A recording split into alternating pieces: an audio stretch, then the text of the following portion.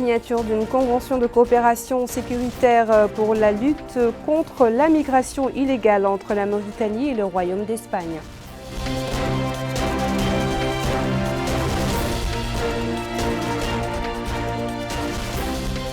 Le groupe de coordination des institutions de financement arabe et islamique approuve à Riyad le financement du projet d'approvisionnement de la ville de Kifa en eau potable à partir du fleuve Sénégal.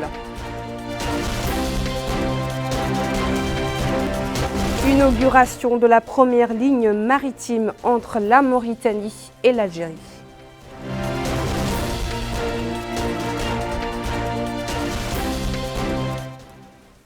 Voilà pour les titres, bonsoir et merci de vous joindre à nous. Nous ouvrons cette édition par ce communiqué du ministère de l'Intérieur et de la décentralisation dans lequel il affirme suivre avec grand intérêt les informations qui attestent de la perte de tout contact avec un certain nombre de nos concitoyens dans le territoire malien. Le communiqué ajoute que toutes les dispositions ont été prises en toute célérité pour s'assurer du destin des citoyens disparus et des nouvelles les concernant. Le ministère rassure leurs parents et l'opinion publique nationale qu'ils déploient tous les efforts par les contacts et les mesures nécessaires pour connaître la vérité sur la situation de ces citoyens et donnera au fur et à mesure à l'opinion publique nationale et à leurs familles toute information qui s'avérera vraie sur le sort de ces citoyens.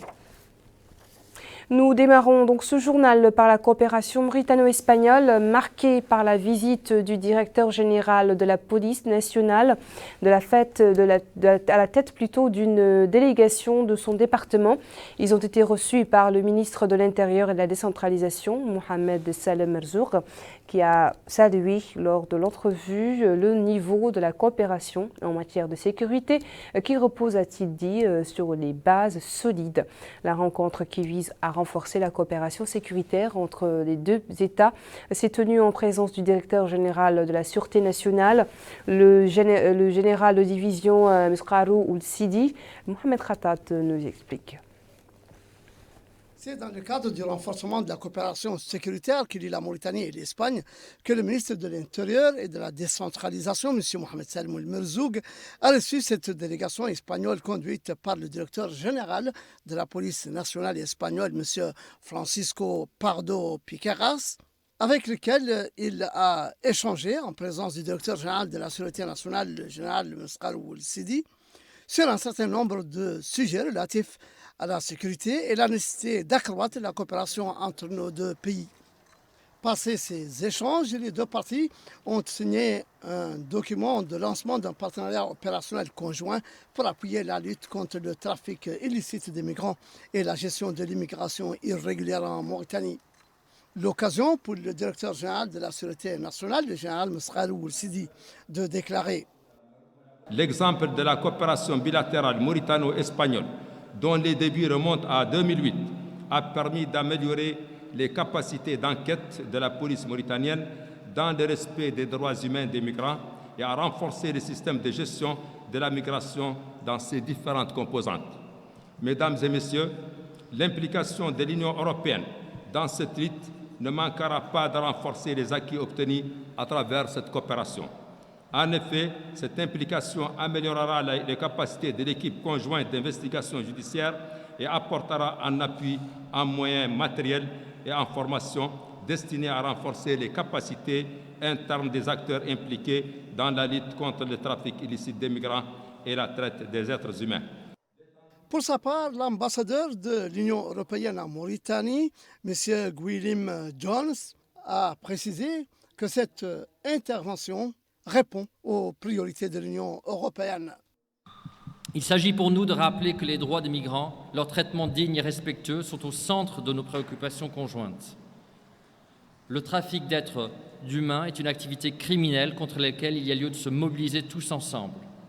Au travers du POC, ce programme opérationnel conjoint, nous avons l'ambition commune de mettre fin à ces activités. Les défis dans ce domaine sont importants et même accrus suite à la pandémie, qui a augmenté les réseaux criminels opérant dans le trafic et dans la traite. Le directeur général de la police nationale d'Espagne, M. Francisco Pardo Piqueras, s'est quant à lui déclaré heureux de visiter Nouakchott pour renforcer les relations policières entre les deux pays. Nous partageons la conviction qu'uniquement ensemble, nous pourrons faire face aux grands défis que représente la délinquance internationale. Les menaces actuelles à la sécurité ont une dimension globale. Elles ne peuvent être abordées depuis une perspective exclusivement nationale. Le contraire est engager une bataille condamnée à l'échec depuis le début. Le délit ne connaît pas de frontières et la coopération internationale est très importante pour le combattre. Nous vivons des temps difficiles, des temps agités. Il est nécessaire d'unir nos efforts, parcourir ensemble le chemin afin d'obtenir un monde plus juste et plus sûr. La secrétaire générale de la coopération espagnole, Madame Inmaculada Zamora, s'est félicitée de son côté de cette coopération. Je remercie votre soutien incontournable et votre leadership dans la mise en place d'outils efficaces pour s'attaquer aux causes profondes de la migration irrégulière, tels que les fonds fiduciaires d'urgence. Je voudrais vous féliciter pour détecter, pour identifier et avec nos partenaires mauritaniens et pour financer ce genre de projets qui donnent tout son sens à notre coopération. Il est à noter que ce projet est financé à hauteur de 4,5 millions d'euros par le Fonds fiduciaire d'urgence de l'Union européenne et mis en œuvre par la coopération espagnole et la Direction générale de la Sûreté nationale. Il s'inscrit dans le cadre d'un programme de renforcement des capacités des forces de sécurité et le soutien espagnol au Centre national de lutte contre la migration irrégulière, créé au niveau de la Direction générale de la Sûreté nationale. La coopération entre la Mauritanie et le Royaume d'Arabie Saoudite est aussi au beau fixe, la preuve de groupe de coordination des institutions de financement arabe et islamique a approuvé ce lundi au cours d'une réunion à Riyad le lancement du projet d'approvisionnement de la ville de Kifa en eau potable à partir du fleuve Sénégal pour une enveloppe financière de 317 millions de dollars américains, dont 100 millions fournis par l'Arabie Saoudite. Les ministres des Affaires économiques, de la promotion des secteurs productifs et de l'hydraulique et de l'assainissement, respectivement Ousmane Mamadou Khan et Del Hassan Boukhris, étaient présents à cette rencontre à laquelle ont aussi assisté le président exécutif du Fonds saoudien de développement et de nombreux représentants de fonds et de banques de développement internationaux et régionaux. Malika Nekli. À Riyad, le groupe de coordination des institutions de financement arabe et islamique a approuvé le financement du projet d'approvisionnement de la ville de Kifa en eau potable à partir du fleuve Sénégal. L'accord de financement a été obtenu au cours d'une réunion tenue à Riyad à laquelle ont assisté le ministre des Affaires économiques et de la promotion des secteurs productifs, le ministre de l'hydraulique et de l'assainissement, le président exécutif du Fonds saoudien de développement, en présence de nombreux représentants de fonds et de banques de développement internationaux et régionaux. Les travaux de la rencontre, qui se sont déroulés au siège du Fonds saoudien de développement, ont permis de discuter le plan de financement et les parts des différents bailleurs de fonds, ainsi que les aspects relatifs à l'exécution du projet. Le ministre des Affaires économiques et des secteurs productifs a remercié les bailleurs de fonds pour ce financement qui répond aux besoins des populations de la région qui en bénéficient. Nous sommes très reconnaissants aux gardiens de l'ISA, aux princes héritiers, pour l'accueil du peuple saoudien et pour la disponibilité du gouvernement saoudien à l'égard de la Mauritanie. Seulement donc à la deuxième réunion, après celle tenue à Nouakchott le 15 novembre 2021, nous avons pu boucler le financement d'un important projet en Mauritanie. Le projet qui est supposé amener l'eau traitée de Gouraï sur les bords du fleuve Sénégal à Kifa, dans la Saba, en traversant plusieurs localités. Ce projet d'un coût de 317 millions de dollars a connu aujourd'hui le succès requis pour sa première phase. La première phase qui consiste à boucler son financement. Le Fonds saoudien de développement, tout seul, s'est engagé à mobiliser 100 millions de dollars pour le financement de ce projet. Les 217 autres millions de dollars se répartissent entre les différentes institutions et différents pays qui se sont retrouvés aujourd'hui à Riyad. C'est un succès important pour la Mauritanie, bien sûr, mais aussi pour le Fonds saoudien de développement qui n'a épargné aucun effort pour mobiliser les autres bailleurs de fonds à nos côtés. Quant au président exécutif du Fonds saoudien pour le développement, il a tout d'abord souhaité la bienvenue à la délégation mauritanienne et aux responsables du Fonds de développement présent en Arabie saoudite. Il a indiqué que cette table ronde est la deuxième du genre et qu'elle vise à disponibiliser de l'eau potable aux populations de Kifa à partir du fleuve Sénégal. Le président exécutif du Fonds saoudien a souligné que l'enveloppe financière de ce projet est de 317 millions de dollars américains, dont 100 millions fournis par l'Arabie saoudite. Ce projet, qui vise à appuyer le secteur de l'hydraulique en Mauritanie, notamment l'approvisionnement en eau potable au niveau de la ville de Kifa, aura un impact positif sur les populations concernées. Au volet de l'éducation, à noter le démarrage aujourd'hui des rencontres préliminaires autour de la feuille de route de la loi d'orientation pour la réforme du système éducatif. La rencontre a été présidée par le ministre de l'Éducation nationale et de la réforme du système éducatif, Abdoul Adamaba, pour le compte-rendu. Avec la coupure symbolique de ce ruban, les responsables des deux pays inaugurent ainsi cette ligne maritime entre Nouakchott et Alger, ce qui constitue un pas de plus franchi dans le cadre de la coopération bilatérale entre la Mauritanie et l'Algérie, particulièrement dans le secteur du commerce. Ce navire du Nord-Coréen est doté d'une capacité de 8000 tonnes de marchandises, soit l'équivalent de 400 conteneurs, qui contribuera à la promotion et à l'augmentation du volume des échanges entre les deux États. La ministre du Commerce, de l'Industrie, de l'Artisanat et du Tourisme, Mme Nahamint Hamdil Mouknas, a précisé que cette nouvelle ligne maritime est l'incarnation des relations fraternelles pleines de cordialité entre les deux pays frères. Ce qui, souligne-t-elle, traduit la volonté des présidents des deux pays, à savoir le président de la République islamique de Mauritanie, Mohamed Ould Cheikh Al-Ghazouani, et le président de la République d'Algérie, Abdelmajid Tebboune. Elle a enfin affirmé que cette ligne va améliorer sans nul doute l'exportation et l'importation de divers produits de base.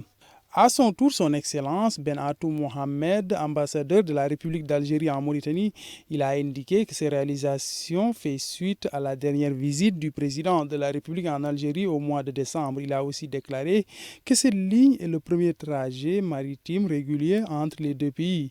Il a enfin indiqué que ce bateau assurera chaque mois ces liaisons maritimes entre les deux États. Au bout de 8 jours. Rappelons que cette cérémonie s'est tenue en présence du ministre de l'Habitat, de l'Urbanisme et de l'Aménagement du Territoire et du secrétaire général du ministère de l'Équipement et des Transports. La coopération est tout aussi dynamique entre la Mauritanie et les Émirats arabes unis et embrasse divers domaines, dont celui de la santé. Une mission médicale de cardiologue de ce pays séjourne présentement dans le Centre national de cardiologie où elle envisage d'opérer 100 enfants souffrant de malformations cardiaques en plus de consultations. Bokar Bailaba a suivi cette visite. L'objectif de la mission médicale des Émirats arabes unis dans notre pays est d'échanger des expériences avec le personnel médical national dans le domaine de la chirurgie cardiaque et effectuer environ 100 opérations de cathétérisme cardiaque et 400 consultations pour les enfants. Et à cette occasion, le ministre de la Santé, Sidi Ould Zahaf, a indiqué que cette mission émirati vient renforcer les capacités du pays et du Centre national de cardiologie, notamment dans le domaine de la prise en charge des anomalies cardiaques congénitales chez l'enfant. Il a rappelé que la visite de cette mission intervient après l'organisation de précédentes missions émiraties dans le cadre d'une coopération fructueuse entre de multiples organes de la société civile des Émirats arabes unis et notre pays. Le ministre de la Santé a remercié les Émirats arabes unis pour le soutien à la Mauritanie, surtout pendant la pandémie du coronavirus. À son tour, le chef de la mission médicale des Émirats arabes unis, l'Abed Mohamed El Jassim, a déclaré que Nabadat est devenu un programme mondial visant à traiter le cœur des enfants dans le pays ami et frère. Il a souligné que le but de la visite est d'échanger les expériences dans ce domaine, précisant que la mission compte effectuer d'autres interventions médicales à l'avenir. A noter que le programme Nabadat, battement de cœur en arabe, a été lancé en 2007 depuis les Émirats arabes unis sous les auspices de la fondation caritative et humanitaire Cheikh Mohamed Ben Rachid Al Maktoum et en coopération avec Dubai Health Foundation. L'école d'enseignement technique industriel et de formation professionnelle et l'Institut spécialisé des technologies industrielles ont reçu aujourd'hui la visite du ministre de l'Emploi et de la formation professionnelle. Taleb Sid Ahmed a entrepris ces visites dans le but de s'informer, dit-il, du déroulement des travaux dans certains établissements relevant de son département et aussi afin de nouer un partenariat avec des institutions actives dans les domaines du pétrole, du gaz et des minéraux, notamment Tasiast Mauritanie et le groupe British Petroleum. Et il a rencontré des directeurs généraux. Le point avec Aminata Khan. Le ministre de l'Emploi et de la formation professionnelle Taleb Sid Ahmed a effectué en compagnie des directeurs de Tasiast et de British Petroleum une visite où il s'est enquis du déroulement des travaux dans certains établissements relevant de son département. La visite avait pour but de nouer un partenariat avec des institutions actives dans les domaines du pétrole et du gaz afin de travailler à la promotion du statut et des compétences de cette école en raison de son importance dans la formation des générations futures. La première étape de cette visite a permis à la délégation de s'informer sur l'avancement des travaux dans certaines installations et de suivre des explications inhérentes aux cours fournis par les superviseurs. Au terme de sa visite, le ministre de l'Emploi s'est exprimé. Il est revenu sur l'objectif de la visite. Cette visite était destinée à leur montrer ce que nous sommes en train de faire, les efforts entrepris par le gouvernement en matière de mise à niveau de l'offre de formation technique et professionnelle, qui fait partie, comme vous le savez, qui est un levier de développement, un levier économique extrêmement important pour nous. La visite nous a permis de connaître nos forces et nos faiblesses, c'est important, aussi bien du côté du contenu, des curricula, ce que nous sommes en train d'enseigner, est-ce que c'est un rapport adapté par rapport aux besoins du marché, à leurs besoins eux-mêmes, et aussi les équipements que nous utilisons, est-ce qu'ils sont véritablement en phase avec les évolutions technologiques aujourd'hui, donc dans ces deux secteurs en tout cas. Donc je voudrais vraiment les remercier pour nous avoir permis également de leur montrer ce que nous sommes en train de faire, mais également leur disponibilité à nous accompagner. Nous sommes en phase de négociation pour nous accompagner en matière d'apprentissage, en matière d'alternance, mais également toute forme de partenariat qui pourrait nous aider à véritablement répondre aux besoins du marché, parce que des centres de formation professionnelle et des curricula, des contenus qui ne sont pas adaptés à la demande du marché, donc il faut l'éviter. Il est à noter que ces visites de terrain vont permettre de connaître les efforts du gouvernement pour identifier les forces et les faiblesses dans le domaine de la formation professionnelle. Direction à présent la capitale du Guidi-Macha, dans laquelle le ministre de l'Habitat et de l'Aménagement du Territoire s'est informé de l'avancement de travaux de plusieurs projets, parmi lesquels ceux de l'hôpital régional de Selibabi. Mohamed Khatat. C'est une visite de terrain du ministre de l'Habitat, de l'Urbanisme et de l'Aménagement du Territoire au Guidi-Macha, M. Sid Ahmed Mohamed, à certaines infrastructures de base éducatives, sanitaires, administratives et sportives qui entrent dans le cadre des politiques d'aménagement du territoire et de services publics préalables de toute dynamique de développement. Il est vrai que depuis la visite du président de la République, Mohamed Ould Cheikh El Ghazouani à Selibabi, supervisant en personne le démarrage d'un certain nombre de projets de développement, c'est un véritable chantier de construction d'édifices, de modernisation de la ville de Selibabi qu'on assiste.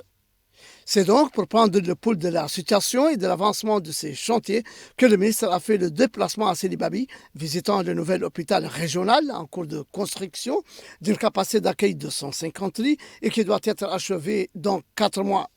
Le ministre a également visité le projet de construction de 50 logements, le nouveau collège doté de 16 classes, d'une unité technique et d'un logement pour le directeur, ainsi que le siège du conseil régional de la Wilaya et le stade municipal. Au niveau de toutes ces étapes de la visite, il s'est informé sur le niveau d'avancement des travaux en cours et sur leurs conditions de déroulement, exhortant les responsables de tous ces chantiers au respect des normes de qualité et des délais impartis consignés dans les cahiers de charges. Le ministre de l'Habitat, de l'Urbanisme et de l'Aménagement du Territoire, M. Sid Ahmed Mohamed, a déclaré au terme de cette tournée d'information qu'il s'agissait pour lui de voir de plus près dans les 3 wilayas du Barakna, du Gourgol et du Guidimaka l'état d'avancement de ces chantiers. Nous tenons, a-t-il dit, à ce que les travaux s'achèvent dans les délais fixés avec la qualité requise et j'en ai profité pour exhorter les entrepreneurs à respecter les conditions définies dans les cahiers de charges. Il a ajouté que toutes ces infrastructures entrent dans le cadre de l'exécution du programme Ta'ahoudati de son Excellence le Président de la République, M. Mohamed Ould-Cheikh Al-Ghazouani, que le département s'applique à concrétiser sur le terrain. De même qu'il a visité les chantiers de construction du collège ainsi que le bureau et la résidence du chef d'arrondissement à Tachout.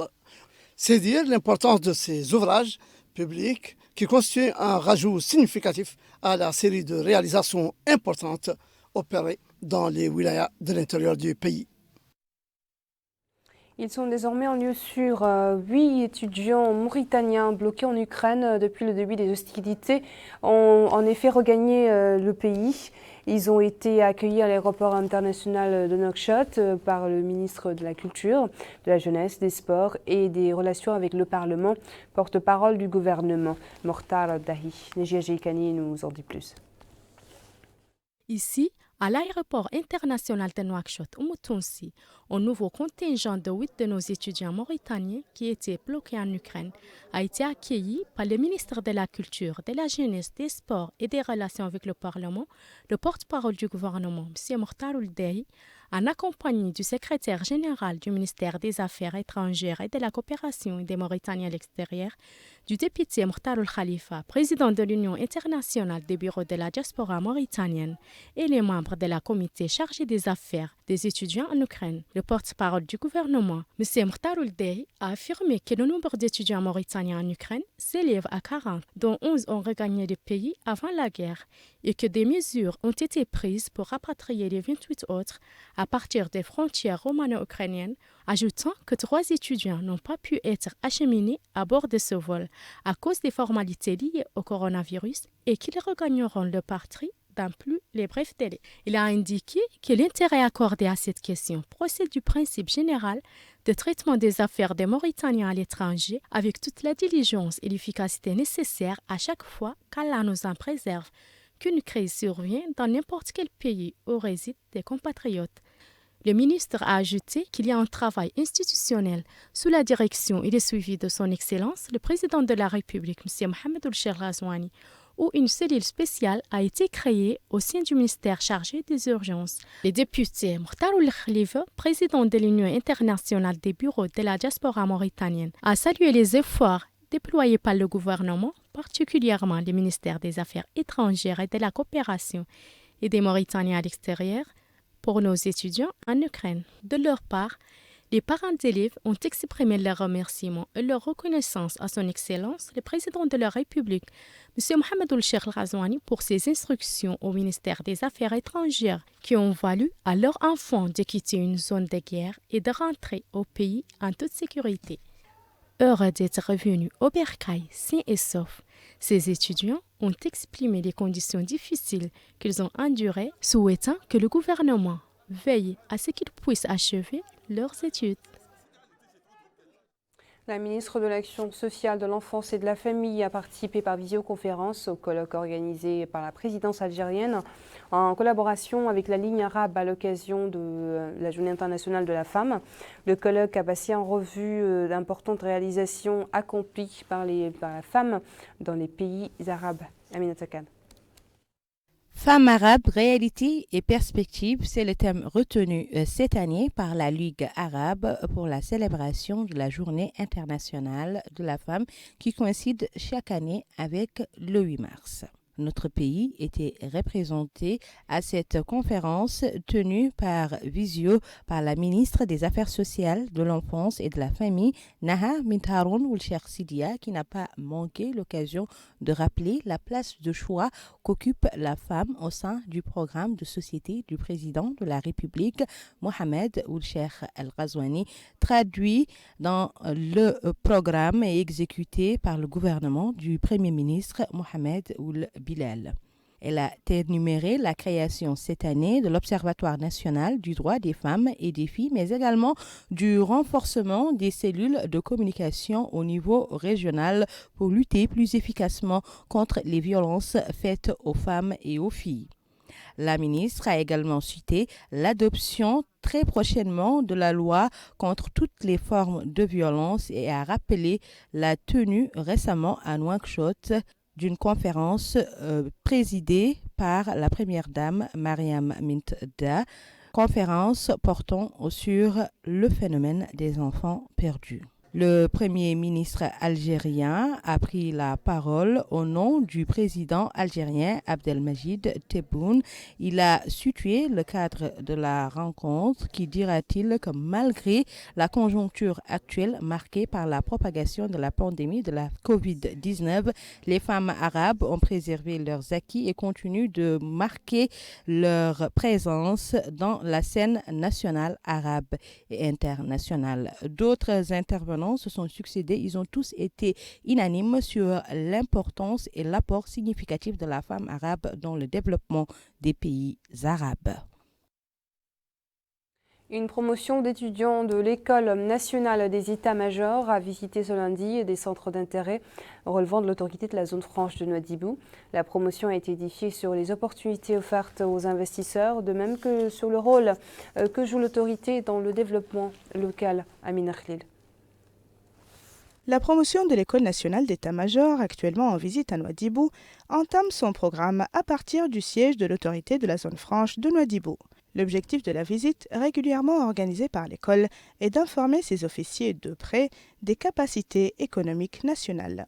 Lors de cette étape, les visiteurs ont suivi des exposés sur l'autorité de la zone franche de Nouadhibou, son rôle économique et sa contribution à l'encouragement des investissements.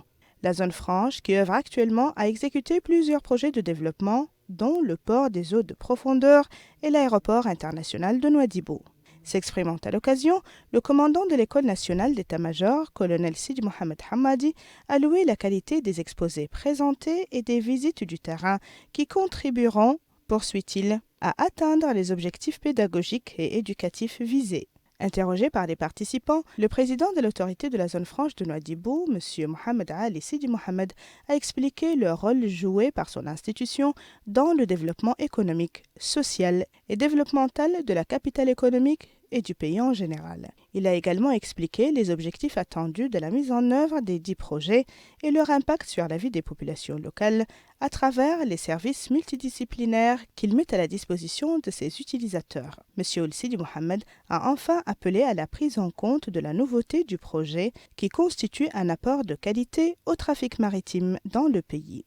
Au niveau du port autonome de Nouadhibou, la promotion en visite a constaté de près le mouvement économique du port en termes de capacité d'importation et d'exportation. Il est attendu que la promotion, qui comprend 68 officiers, dont 11 saoudiens, 3 yéménites et 2 maliens, supervisés par le commandant de l'École nationale d'état-major, le colonel Sidi Mohamed Hamadi, et le commandant de la première région militaire, effectue des visites dans plusieurs autres institutions économiques, sécuritaires et militaires lors de son séjour à Nouadhibou.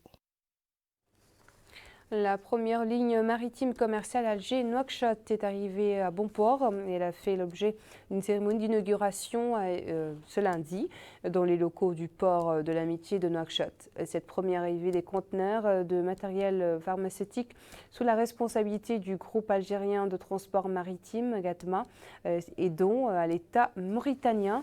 Le ministre de l'Équipement et des Transports qui assurait l'intérim de sa collègue du commerce a déclaré que cette nouvelle ligne maritime commerciale incarne le niveau de relations fraternelles unissant la Mauritanie et l'Algérie et traduit la volonté des deux chefs d'État de renforcer les échanges commerciaux entre les deux pays. Abdullah Damaba.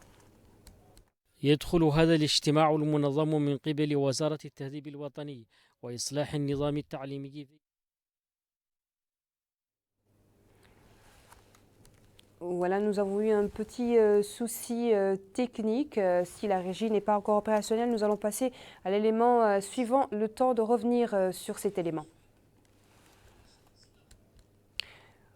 Une centaine d'institutions et acteurs économiques tunisiens et mauritaniens visent à nouer des relations entre différents acteurs représentés par les chefs d'entreprise et les organismes économiques afin de créer des opportunités et conclure des accords de partenariat stratégiques.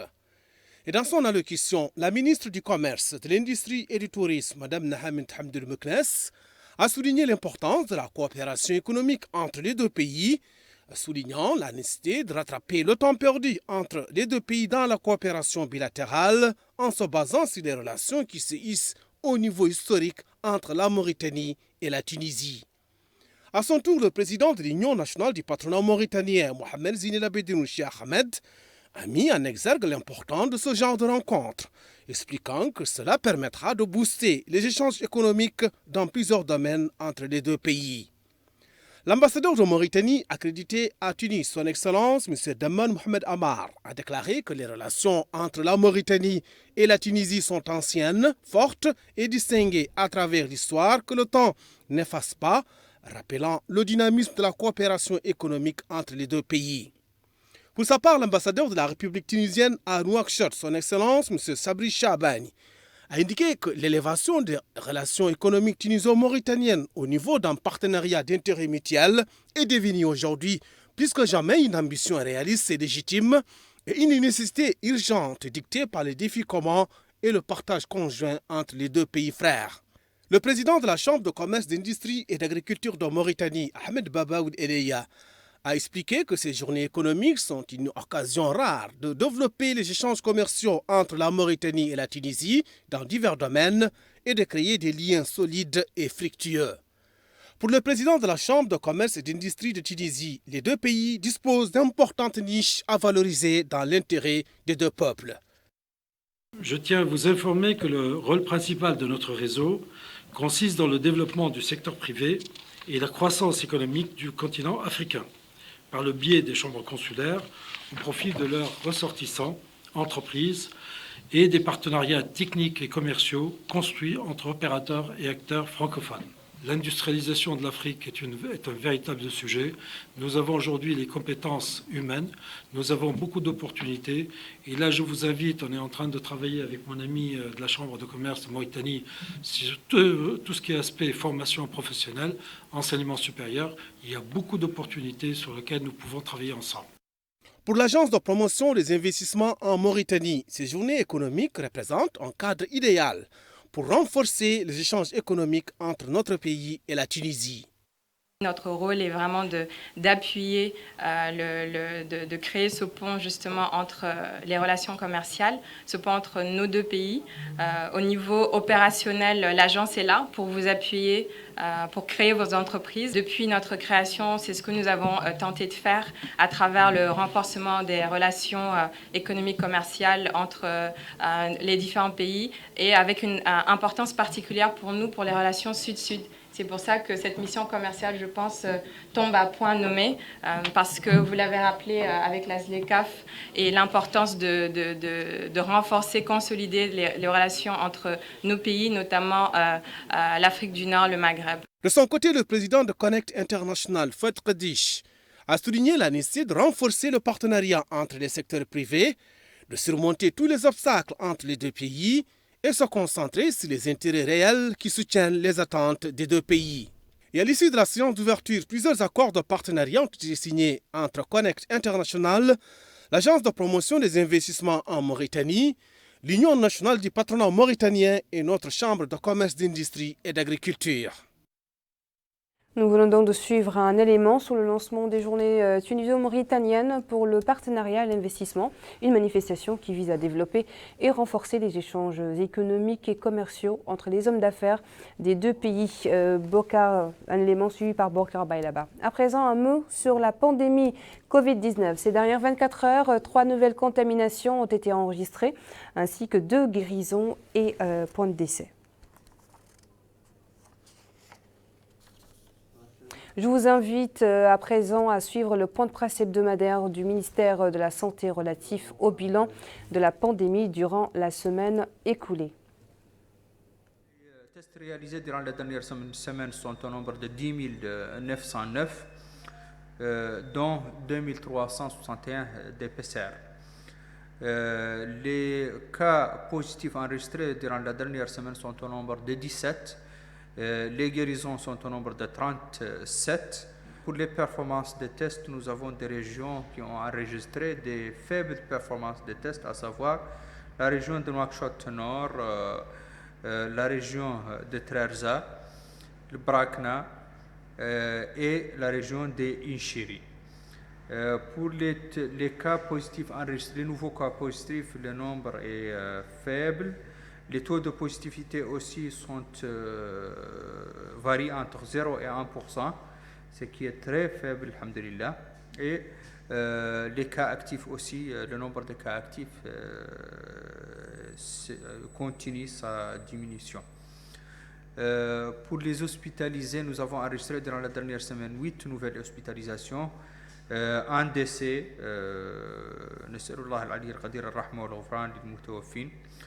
pour l'évolution de la 4e vague, elle continue sa baisse, alhamdulillah. Et pour la vaccination, nous avons pour les moins de 18 ans, nous avons enregistré durant la dernière semaine 1670 premières doses, 797 secondes doses et 151 doses de rappel. Pour les plus de 18 ans, nous avons enregistré durant la dernière semaine 2605 premières doses, 4761 secondes doses et 1710 doses de rappel. Nous refermons ce journal par la ville de Zouérate qui a abrité hier soir la journée nationale de lutte contre l'esclavage organisée par la coordination régionale de l'organisation SOS Esclaves. Ce matin, l'école d'enseignement technique et de formation professionnelle de la ville de Zouérate a organisé une cérémonie en l'honneur de la sortie d'une nouvelle promotion de mécaniciens et d'électriciens auto à Minarlil. La nouvelle promotion sortante a bénéficié d'une formation technique dans les domaines de la mécanique et de l'électricité automobile. Une formation intensive de 3 mois faite sur demande par l'école d'enseignement technique et de formation professionnelle de Zouérate. Lors de son mot pour l'occasion, le conseiller du Wadi chargé des affaires sociales, M. Saad Naoud Ahmed, a affirmé que la présente formation est organisée en collaboration avec le Centre de promotion de la formation professionnelle et technique et la Fédération des techniciens et mécaniciens de la wilaya du Tirizimour. La formation, poursuit-il, s'inscrit dans le cadre du programme Mes engagements du président de la République visant la formation de 60 000 jeunes conformément aux exigences du marché du travail. Pour sa part, le directeur de l'École nationale d'enseignement technique et de formation professionnelle, M. Mohamed Mahmoud Ouel-Mouloud, a saisi cette occasion pour féliciter les bénéficiaires de cette formation faite sur 2 étapes, théorique et appliquée, ce qui apporte à la qualité des prestations des promotionnaires. À la fin de la cérémonie, les bénéficiaires de la formation ont reçu des attestations leur permettant d'intégrer le marché du travail de la ville minière. Quant aux bénéficiaires de la formation, ils ont affirmé que les travaux pratiques qu'ils ont effectués dans les ateliers leur ont permis de mieux comprendre pour mieux servir. Une nouvelle promotion, utile sur le marché du travail, contribuera certainement au développement du capital humain de la wilaya du Tirizimour et à l'augmentation du revenu familial de chacun d'entre eux. Cet élément marque la fin de ce journal. Merci à vous de votre attention. Le rappel des principaux titres. Signature d'une convention de coopération sécuritaire pour la lutte contre la migration illégale entre la Mauritanie et l'Espagne.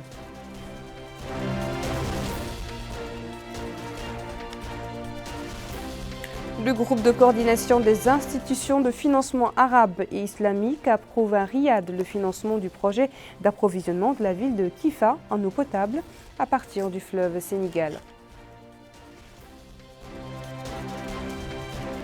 Et pour finir, inauguration de la première ligne maritime entre la Mauritanie et l'Algérie.